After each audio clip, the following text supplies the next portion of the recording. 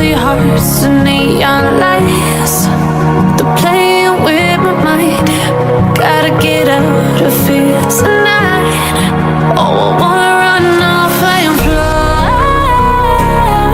And I'll tell myself it's fine to be alone,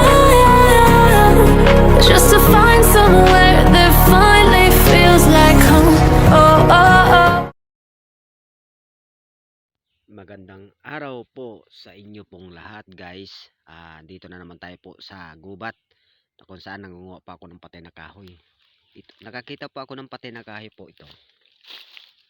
Ito po, patay na kahoy. Saka to, kukunin ko po ito, uulihin ko po yan. Yan, ang taas po.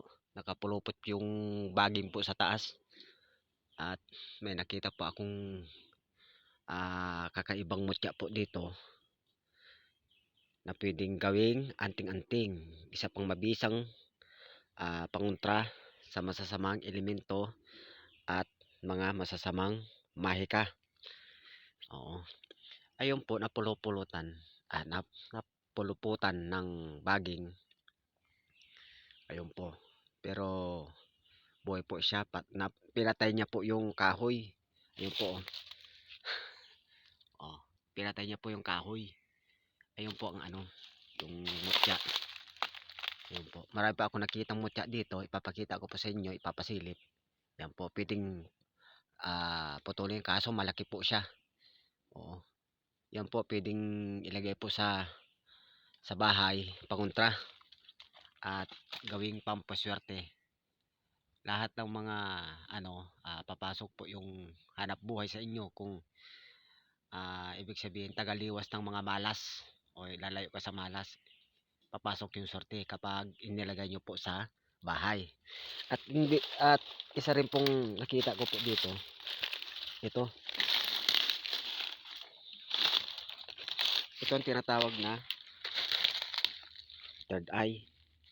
Oo. Ngayon, kunin nyo po yung sa dulo.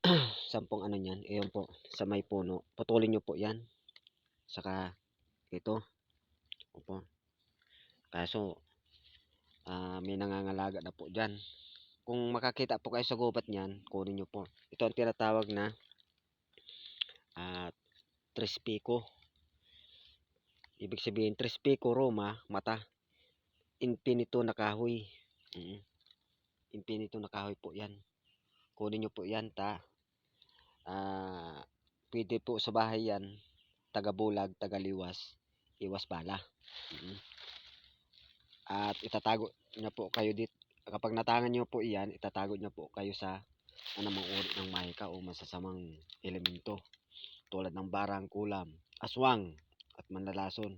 Lahat ng uri ng masasama po, itatago po kayo yan. Dahil ito po ang tinatawag na Trispico na mata na kahoy.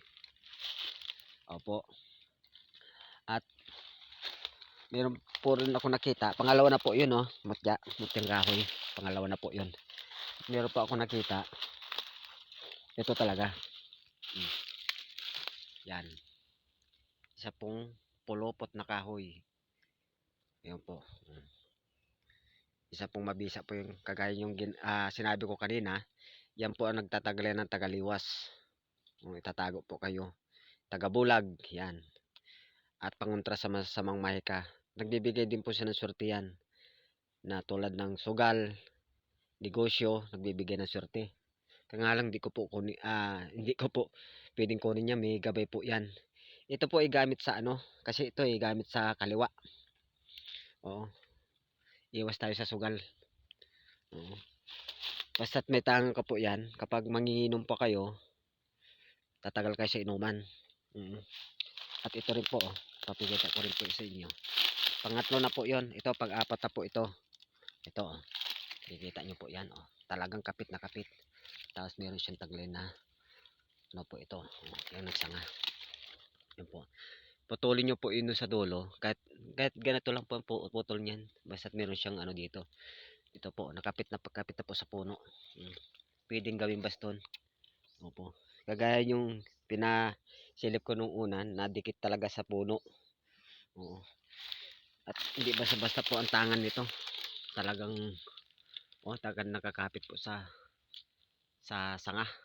Ito sa puno. Pwedeng gawing anting-anting po. Yan. Yan ang sinaunang anting-anting na kahoy. Oh. Kasi noon sa aming mga ninuno po kasi wala pa kasing agimat noon eh. Oo. Madalang pa kasi yung mutya na bato. Oo, madalang talaga. Ito ang kauna-unang anting na mga ginagamit ng babaylan at tingero. Opo. Yan po. Ginagawa nilang baston, ginagawa nilang habak. Ibig sabihin habak, sinasabit lang po nila sa katawan nila. Oo, sasabit lang po nila sa katawan nila basta yan ang ginagawa ng sinaunang anting-anting po. Opo. Maniwala na po kayo sa akin dahil ang mga ninuno ko mga babaylan. O mga antingero talagang mga dalubhasa. Maniwala po kayo sa akin. Hindi pa ako nagsisinungaling. Kasi aanin ko po tong pagbablog ko po kung nagsisinungaling. Nagpapagod lang po ako. Palibasa sa tulong na rin po ninyo at maraming mga katanungan sa akin, nagbablog ako para sa inyong kaalaman na rin. Para matuto kayo sa lihim na karunungan. Para malaman ninyo kung ano ang gagawin niyo pag nasa gubat kayo. Oo. Ito po, pwedeng gawing habak. Ito ang tinatawag na baging na pulupot. Yan, dire-diretso po yan. Yan, dire-diretso po yan. Ito na naman po, isa pong anting-anting po yan. May tao.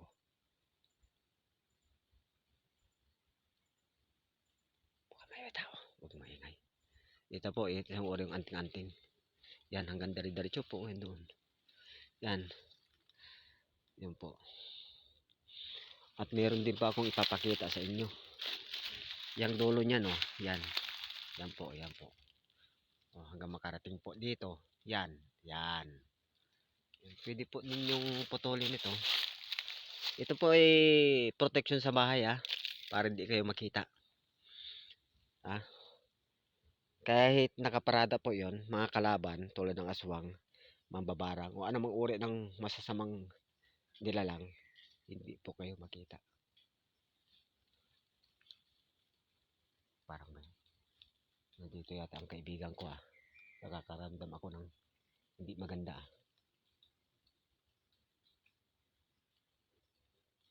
Tabi-tabi po. Nandito lang po ako nag-explorer kaibigan. Wala akong tangka na masama sa inyo. Magkakaibigan tayo. Ayan po, nagpaalam na tayo. Ano pa ba? Yan po. Ang ano pala nito, ang bisa pala nito mga guys, habak po ito, tagaliwas. Iwasan ka kapag makidigma ka. Halimbawa, iwas bala. May kabal po ito. Hindi basta-basta na tatablang ka. Basta't alagaan nyo lang ng basta't lagi kayong malinis ang puso. Laging magdasal sa Panginoon. Tutulungan ka nito. Lagi mo siyang kakausapin at pahalagahan. Kasi lahat ng uri ng mutya ng kalikasan, pahalagahan ninyo. Para pagdating ng araw, ditipinsang kayo at susuportahan sa namang uri ng laban. Yan po. Yan po ang kalaman na dapat nyong malaman mga guys. Pinapakita ko lang sa inyo, pinapasilip pag napadpad kayo sa gubat. Alam nyo na yung dapat ninyong kuhanin. Bago kayo kukunin ninyon, bago kayo kukuha, mag-alay kayo ng dasal. Kung meron kayong pagkain, mag-alay kayo ng dasal, tapos mag-alay kayo ng pagkain kung meron kayo. At matuto kayong rumispeto sa ibang nilalang na hindi nakikita. Opo, magpapaalam kayo. Huwag kayong basta-basta kukuha. Dito po yung lugar, dito po tayo sa lugar na talagang pinagbabahayan na talaga ng mga engkanto. Tinutulungan nila po ako dahil sa pinapati nila yung isang puno para ulingin ko. Tinutulungan po ako ng mga kaibigan ko dito. Sinsya na po at medyo masama yung pakiramdam ko dahil na rin siguro sa pagod, kabubuhat. Pero huwag po kayong mag-alala dahil kayang-kaya ko pa naman na alalayan ng aking katawan. At lagi tayong mananalangin gabi at araw, umaga, para mapipinsan tayo, maligtas anumang kapahamakan. Lagi po tayong sumampalataya sa Panginoon Diyos na huwag tayong madapuan ng anumang uri ng sakit. Oo. At kung isa ka mabuting tao, maaaring ikaw ay isang kahit yung sarili mo, kaya mong pagalingin. Oo, isang mabuti kang tao eh. Oo. Wala kang naagrabyadong ibang tao na nakakaperwisyo na kailangan matulungin, mapagkumbaba, at higit sa lahat, laging manalangin sa Panginoon Diyos na araw-araw iligtas ka at matuto tayong magpasalamat. Number 1 po yan, magpasalamat tayo sa Panginoon upang ang gabay at biyaya at mga pagpapala ay dapat nating kamtin sa pang-araw-araw nating pamumuhay. Yan po, ito na naman ang tingero ng Sambales, ang tingerong Babaylan at Eagle Shadow, at laging nagbibigay ng kaalaman tungkol sa lihim na karunungan, tungkol sa mga mutya at agimat, pagtuklas na rin sa iba't ibang uri ng mutya at agimat. Yan po ang pagsangdiwa natin ngayon, ako at ang kalikasan. Ang kalikasan ay ako, at sabay-sabay po natin na tuklasin ang hiwaga sa mundo ng elemento. Salamat po. God bless you. Ingat po kayo sa inyong paglalakbay. Salamat po.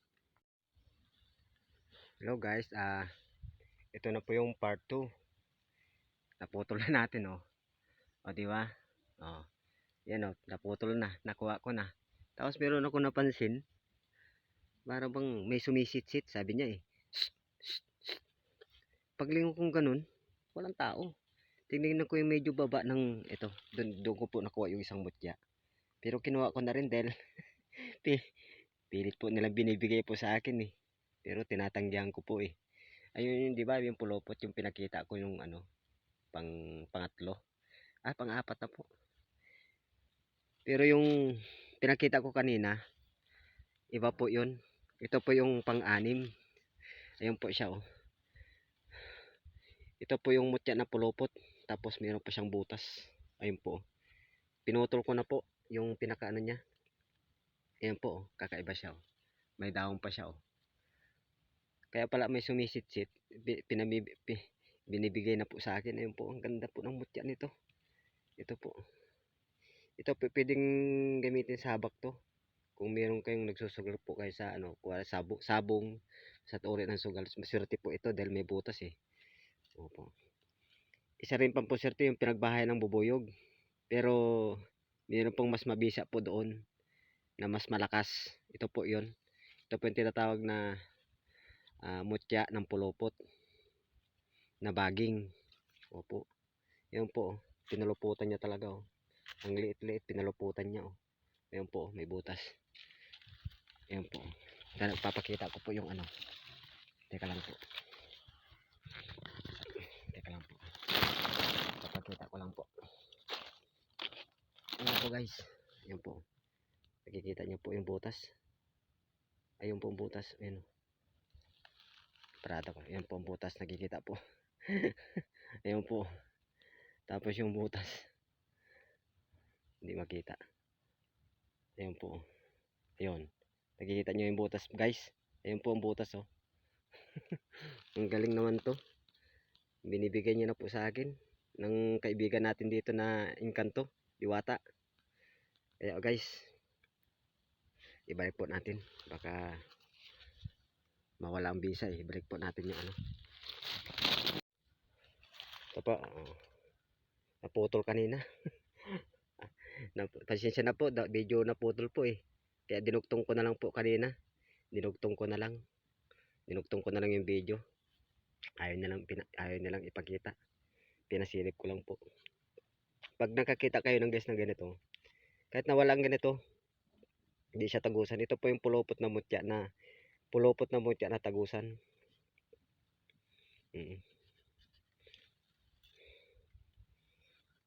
Kahit na wala po kayo nitong na makita basta't merong ganito, may butas po siya, kunin po ninyo. Pero magpapaalam po kayo sa may gabay nito, yung nagbabantay. Kasi hindi ko po kukunin 'to kapag walang nagtawag sa akin, eh. Talagang pilit nila ibibigay sa akin. Siguro magamit ko po ito sa pakikipagdigma, pakikipaglaban. Opo, gawin ko na lang kwintas pero medyo malaki po siya, eh. Pero kung anong bigay ng kalikasan, tanggapin na po natin dahil isang malaking biyaya po ito galing sa inang kalikasan. Priority po diyan ang Panginoon Diyos, bigay ng Panginoon Diyos. Kasangkapan lang po ang inang kalikasan, ng mga diwata dito. Oh, ang ganda talaga, oh. Oh, may butas pa siya, oh. Oh, di ba? Oh, parang Trispico siya. Trispico Roma. Oh, ang ganda. Ito po, oh. Pagbili mo sa ano to, sa mga sinaunang exhibit na ganito, ay mahal na po ito. Maabot na ng ano to. Kanya-kanya na pong presyo nito. Pataasan ng price. Baka maabot na umaabot na po ito ng 2 milyon. Oo. Sa panahon natin ngayon, sa modernong panahon. Oo, talagang pulupot po siya. Oh. Oo. Ito po yung ginagamit ng sinaunang antingero. Oo. Sinaunang antingero po. Nagtataka po ako, ba't nakalusot po siya dyan? O, pinutol ko lang po yung ano niya po, eh. Yung pinagputulan niya po ng puno. O, nagtataka po ako, ba't lumusot pa siya dyan? O, may ano pa. O. Sige po, maraming po salamat. Pinisilip ko lang po sa inyo. Di bale, naputol ko na po yung patay na kahoy na uulingin ko. Pero hindi naman ako, circle maker. Nag-uuling lang po ako para may pangtawid gutom. Pasensya na po kayo dahil hindi po kasi ako tumatanggap na anumang pabuhay ng mga mayayaman, eh. Oo, kahit maghirap ako. Pero, ang inaano ko dyan, yung kaluluwa ko. Baka mapahamak. Pagdating ng araw, mabubulig pala ako sa dagat-tatang apo, hindi ko pa alam. Ano-anoin mo yung kayamanan kung hindi mo naman madadala sa langit po yan. Di ba? O, aanuin nyo po yung kayamanan. Yung kayamanan na yun, hindi masamang yumaman. Basta't yung kayamanan inilulugar. Marami kang matulungan ng mga tao. Oo. Tulad ko, naghirap. Yung kayamanan, ipabahagi nyo na yan. Hindi nyo na madadala sa ano yan. Maaring may maiwan sa mga kamag-anak, pero ganun pa rin, mauulit pa rin. Iwanan din nila yung kayamanan nila pag namatay sila, di ba? Mas maganda yun na itulong mo na kasi nagkakaroon ka ng kayamanan dun sa langit na mas higit pa ng kayamanan dito sa lupa. Naintindihan nyo pa ako? Nagigits nyo pa yung sinasabi ko? Mga guys, mga kaibigan? Oh. Ano mo yung kayamanan? Di ibahagi mo lang sa mahirap, makatulong ka pa, nagkaroon ka pa rin ng kayamanan dun sa langit na mas higit pa sa kayamanan dito sa lupa. O, di ba? Oh. Ang tunay na kayamanan nasa puso, priority dyan sa isip, puso at kaluluwa, ang tunay na kayamanan. At mapagmahal ka sa nakararami. Yan po. Ang ganda talaga, oh. Sa palagay ko sa panahon natin ngayon, maabot na ng 2 milyon to. Ito pwede pong yung ano nito, yung pinagputulan nito, gagawin ko pong ilagay sa langis, sa garapa, panghaplas. Kapag merong bali o pinaghihilot ko po. Kapag may buntis, pinaghihilot ko po 'yun. Ihaplas ko lang po sa tiyan niyan para hindi siya maano ng mga aswang, mga masundan. Opo, saka hindi nila maamoy yung bata sa sinapupunan niya. O, ibababad ko po itong ugat na ito sa langis ng nyug ng Biyernes Santo sa mahal na araw. Yun po ang gagamitin ko po sa buntis para hindi nila maamoy yung bata na mabango. Maamoy nila yung bata pero yung nagbubuntis hindi nila mahanap-hanap yung bata tapos magiging siraulo na sila. Kahanap ng bata, magiging siraulo na po sila. Yun ang ikamamatay nila sa habang buhay. Yung ganun po ako. Bali yung bata, maamoy lang nila yung bata pero hindi nila mahanap yung buntis. Ayun po. Kasi may sabulag po ito, nagtatago ng presensya ng buntis. Opo. Tinatago niya yung presensya ng buntis maski yung bata. Saka kung ano, alanganin nila akong kalabanin dahil baka mapatay ko pa siya. Presensya ko pa yan, nakamamatay na yung presensya ko po eh. Oh, hindi ako sa nagmamayabang. Presensya ko pa lang. Pinangingilagan po nila ako. Ito po ang totoong kong istorya. Oo. Nangyayari. Totoong istorya po. Hindi po yung gawa-gawa ng pinto. Ayaw ko po yung gawa-gawa ng pinto. Totoong istorya ko po ito. May dala-dala po ako ng ano eh. Pangontra sa mga masasamang itim na elemento po dito. Ito po yung dala-dala ko po eh. Ipasilip ko po sa inyo ha. Yan po. O diba? Yan po ang pangontra ko. Bigay po ng ating kaibigan. Mga pangil at ngipin. Tapos ito po infinito na bato. Tapos ito ay corona ng duwende na kulay green po, binigay po sa akin. Pero kahoy po ito. Niregalo nyo po sa akin to. Tingnan mo, parang corona po siya. Oh. Pinasilip ko lang po sa inyo para pagdating yung panahon na pumunta kayo sa gubat na puro engkanto, puro tumitira ng engkanto, meron kayong pangontra. Oh, pangontra po to sa masasamang engkanto, hindi putian. Pangontra po sa masasamang engkanto na gusto magtangka sa'yo na saktan ka, ganyan, o gambalain ka. At least meron ka ng pangontra. Pagtigalbo po ito yung gamit ko. At isa pang papakita ko po sa inyo, ito po, yan, pangontra po yan. Hindi ka tatablan ng tigalbo o palipad hangin sa gubat, hindi ka nila masasaktan. Opo, ito po, pakikita ko sa inyo. Yan po. Saka meron pa akong isang dalawang medalyon po dito. Ipapasila ko po sa inyo parang alang-alang para mapagandaan yung ito po. Yan po. O, diba? Ito po ay may sumbalik. Pag tinigalbo ka na may sumbalik po ito. Ito ay pakikidagma, pag-upinsa sa kadipinsa. Ito pang sumbalik na sumpa. Combination. Opo. Na sinbinito. Sagrado po ito. Halos 100 days ko na pinagdadasal ko to. Sinasagraduhan ng konsagra sa pampabuhay. 100 days na to nasa sa akin. Kaya sagrado po to, karagado po siya ng panalangin o dasal. Po, pinasilay ko lang po sa inyo. Ano po nakikita nyo? Buhay na buhay, no? O, buhay na buhay po siya. Po siya. Talaga namang ito po. Ito po. Sige po, maraming po salamat sa inyo. At magandang araw po sa inyong lahat na nagsusubscribe. Huwag niyong kalimutan i-click ang channel ko ha. I-like, i-share at mag-komento na rin po kayo para updated kayo sa akin channel. I-click ang notification ring bell para sa mga baguhan na antingera para updated sila. Marami silang matututunan na kaalaman tungkol sa akin. Opo. Ito actual kong ginagawa. Ito po, ang layo na po ng inakyat ko po. Halos 3 kilometro na pong inakyat ko. Pero itong mga kahoy na ito, yan, ibababa ko po yan. Yan, ibababa ko po yan.